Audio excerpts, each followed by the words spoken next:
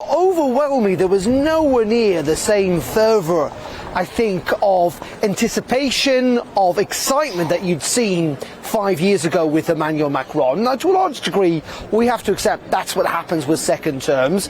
And let's not downplay Emmanuel Macron's victory too much, in the sense that he is the first president to have won re-election in 20 years. He's the first president of the Fifth Republic to have won election while his party is in government.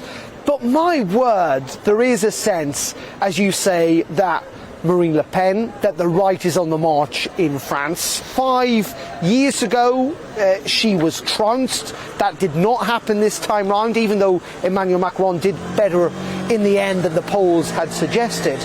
But back 15 years ago, when she first stood, she was on 17% of the vote.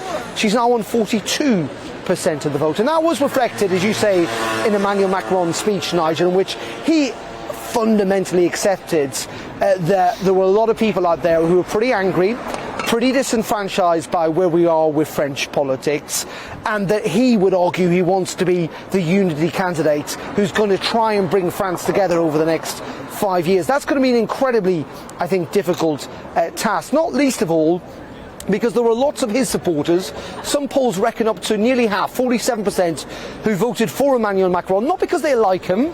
Many of French people think he's arrogant, he's out of touch, he represents a globalist elite they do not like, but they voted with him to keep Le Pen out. But there were other people, even on the left, who decided to switch to Marine Le Pen because in the end they wanted to see change. And that is why Emmanuel Macron's second term is going to be so difficult. He's got a cost of living crisis, I bet many Western leaders have, but he's got a country that really doesn't feel comfortable with itself to a large degree. Yeah. And I think that's going to be a struggle, not least of all with these elections coming up in the National Assembly in just a couple of months' time, in which Mélenchon, the Jeremy Corbyn, if you like, of French politics on the left, and Marine Le Pen are expected to do particularly well, to the point where his party, Macron's party, could well lose its majority.